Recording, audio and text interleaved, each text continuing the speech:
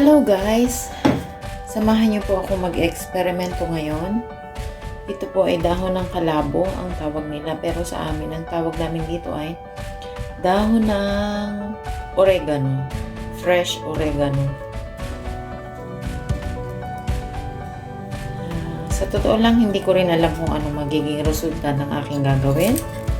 At ito naman po ay ang dahon ng katawan ng tawag nito sa amin is salay or lemongrass in English. So, ayan. Ito po kung tubig na i-add ko is boiled na. Pinakulo ko na siya para hindi ako masyadong magasto sa gas. Ayan. Parang feeling ko para akong tawag dito magluluto ng ano ba, magpapakulo ng magpaligo sa bagong panganak, pero hindi guys, ako po ay mag-e-eksperimento. Magluluto po ako ng pasta at hindi ko alam kung ano magiging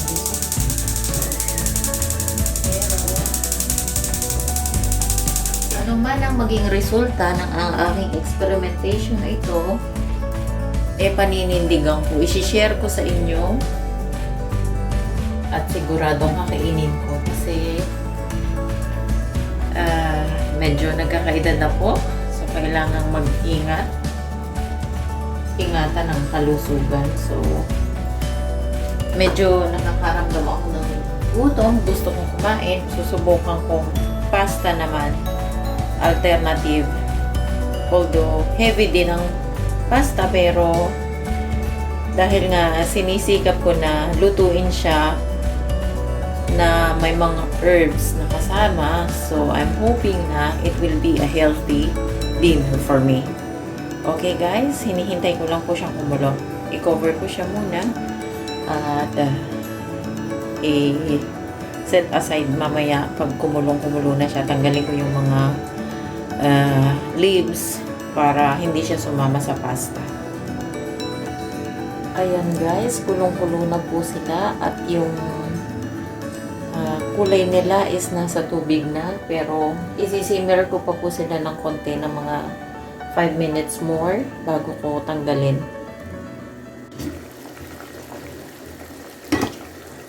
Ayan guys, so isin ko na po yung kanyang mga dahon dahil sure na kumalat na sa tubig yung kanyang lasa at saka yung kanyang vitamins.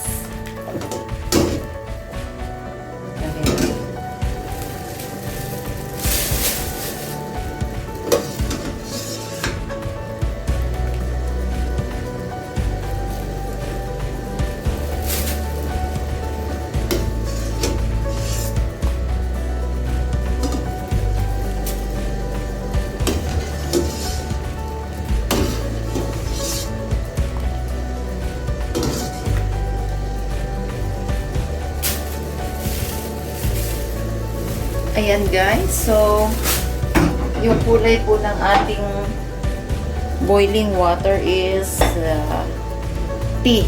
Kulay na siya ng tea.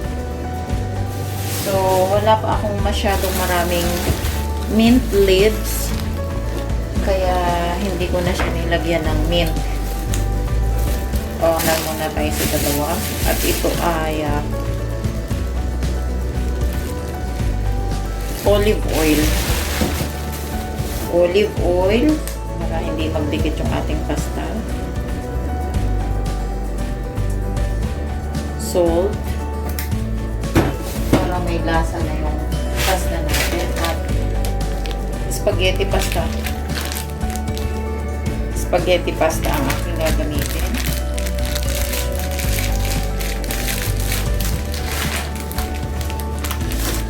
Lahat ko na yung 1 pack niya.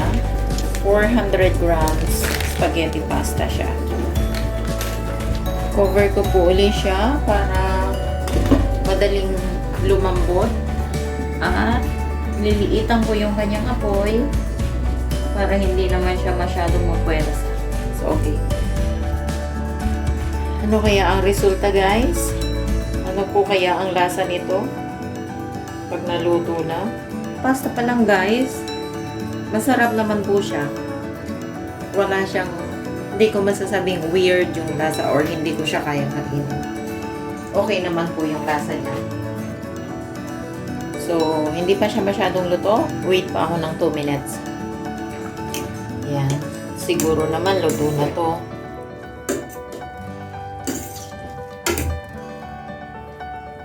Pero, try ko po ulit.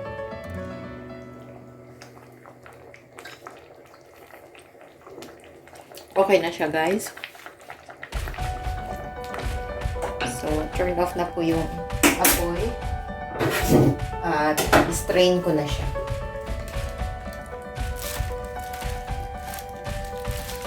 Olive oil again. Tapos, garlic.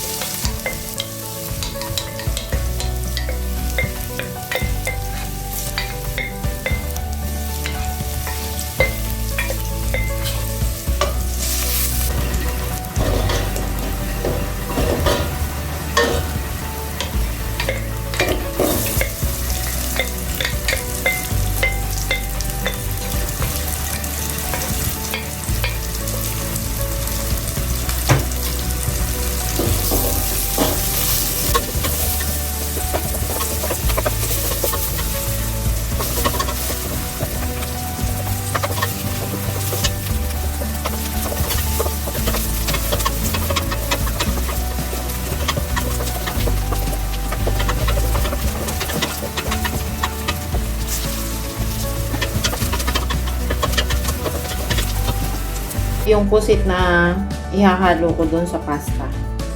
Bali, maliliit lang siya, tapos kinat ko ng ilang putol yung yung isang buo, kinat ko ng 2 or 3 cuts para mas lumit siya.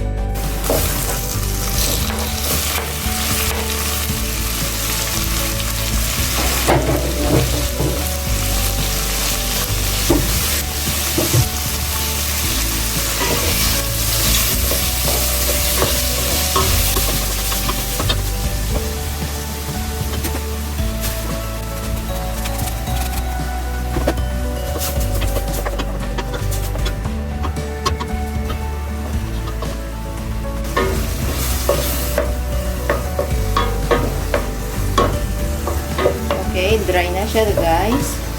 So, i-turn off ko na po yung apoy.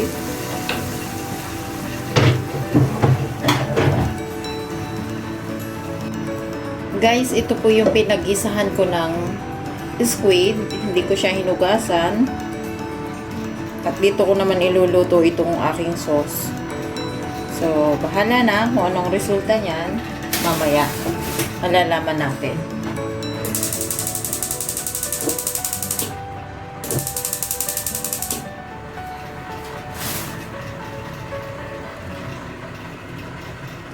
Ito po yung inilagay ko.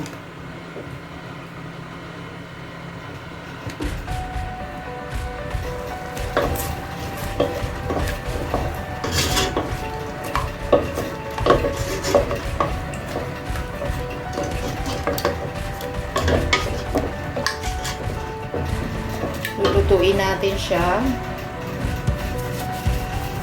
Lagyan ko ng salt na konti.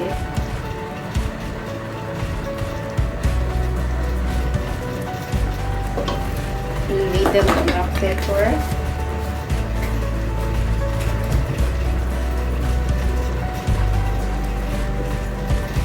Powdered garlic.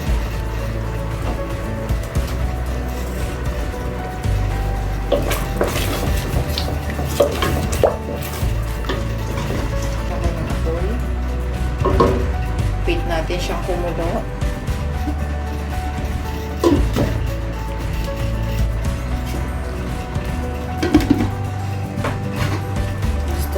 May touch ng chili. So, lagyan po natin ng chili konti.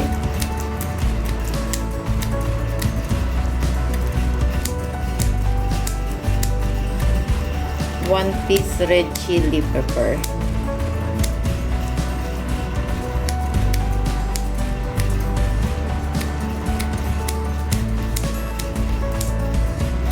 Ano kaya ang resulta, guys? Titikman kaya or iiwan? Oops.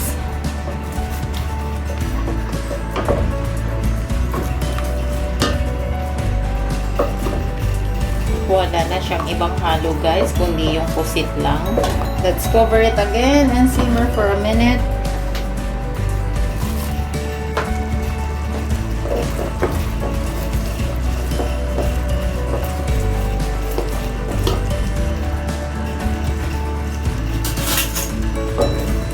Tikman natin, guys, kung anong lasa. Masarap na po. Yummy! Konting kangkong, guys. Pakukuluin ko lang po siya. Gusto ko lang siyang ilagay doon sa aking pasta. Gusto kong kumain ng gulay at wala naman akong gulay dito. Ayokong bumaba para bumili. So, namitas ako sa aking garden sa labas ng pintuan. Oops. Now, guys, luto na po ang ating new invention, new experiment. Try natin kung anong lasa.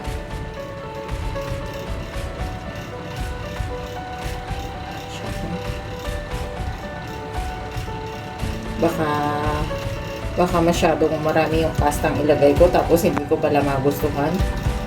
Masayang. Oops. Okay.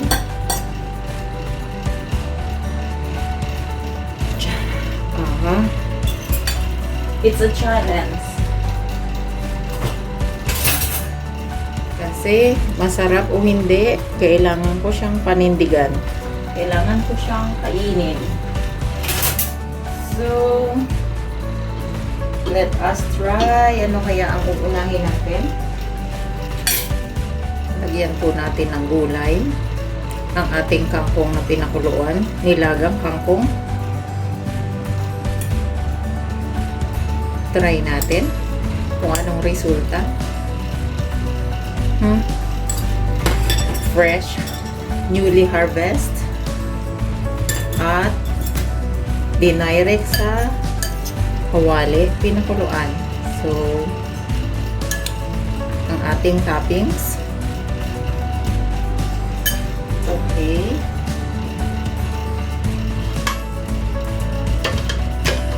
Ngayon ay add natin yung ating sauce. Ayan, resulta. Okay.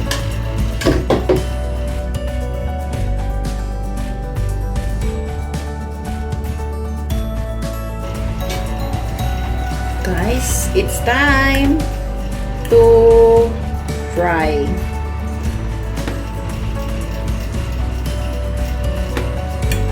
Ano kaya ang lasa?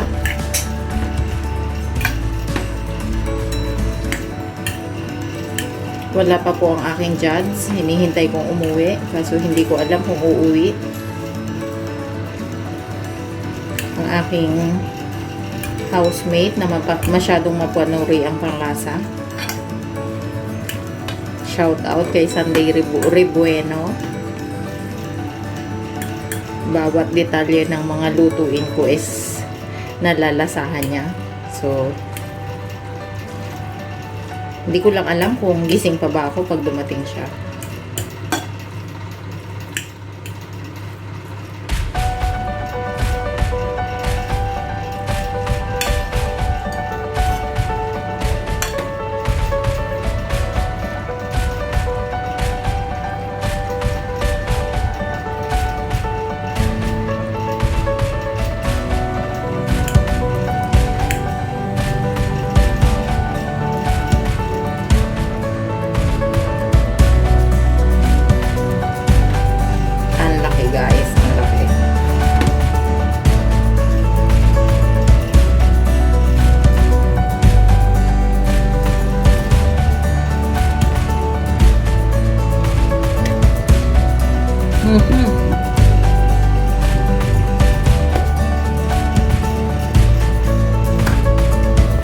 guys.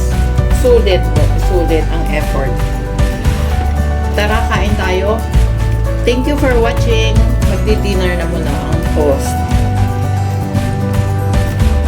Kung nagustuhan niyo po ang aking invention, please like and share and subscribe to my YouTube channel, Sari Sari at Talento. Thank you guys. See you on my next vlog.